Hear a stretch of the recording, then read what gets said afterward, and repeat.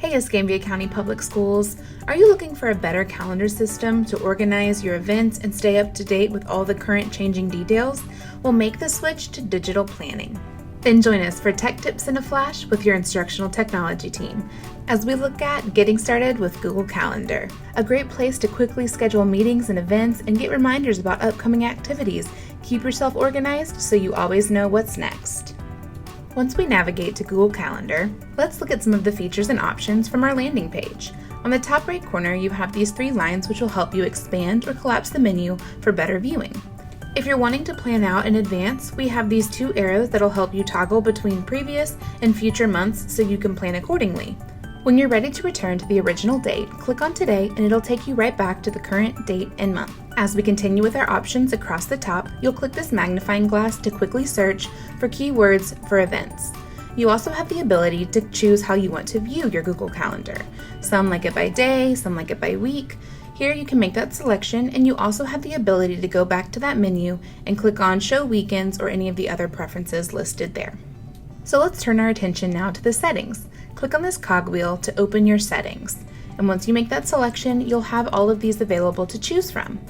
Some of these will already be selected and defaulted for you based on the district configuration. You have the ability here to choose your event settings.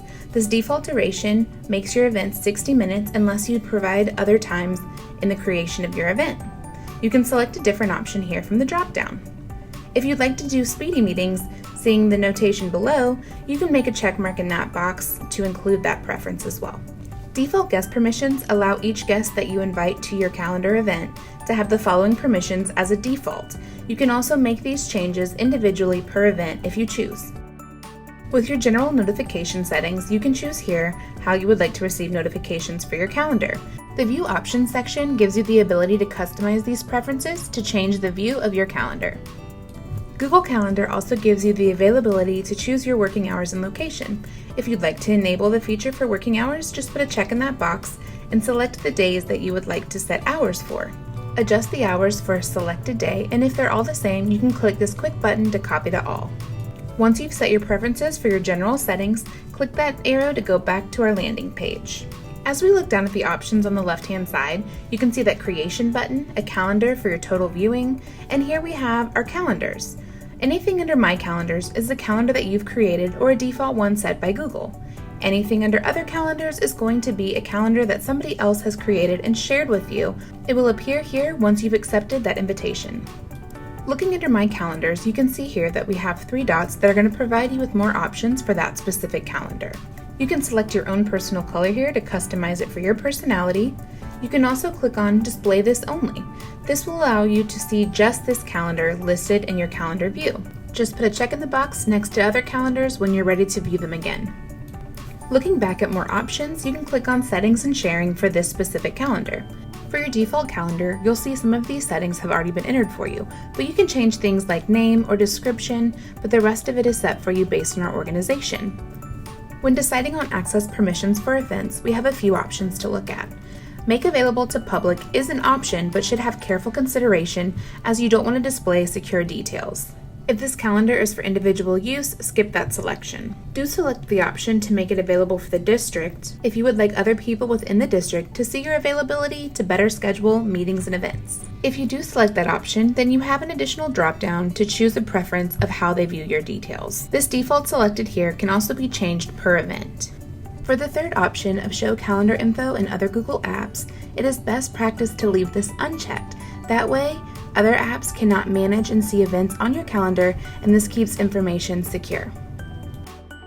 If you're looking to use a collaborative calendar, you can add specific people and groups here by clicking this button and entering their email address. You can also designate what kind of permissions they have for this specific calendar. When you're done selecting permissions, go ahead and click Send, and it will send them the invitation to accept your calendar. If you want to make sure that you don't miss an event, you can change the event notification setting here. For these two options, select whether you'd like a notification through the browser or an email. Enter a numerical value, and then from the drop-down, select how far in advance you would like to receive that notification. You have the availability to set up more notification reminders or remove a notification after you have it set. Other important notifications are looking at these to make sure that you receive them when changes are made to events in this calendar. With events and times changing or getting canceled, you may choose to receive an email to stay up to date. You also have the option to choose a daily agenda. This will send you an email every morning for this calendar's events. If you're wanting to create additional calendars, on the top left you have the option to add calendar and then create new calendar. Once this is selected, you can go ahead and create a new name for your calendar. Once you click on Create Calendar, you'll have the option to go back and choose those preferences and settings. When you're done, those changes will save and you can click the left top arrow to get back to your calendar landing page. Now you're ready to get started using Google Calendar. And that's your tech tip in a flash. Thanks for watching and check out more coming soon on our Google Calendar series.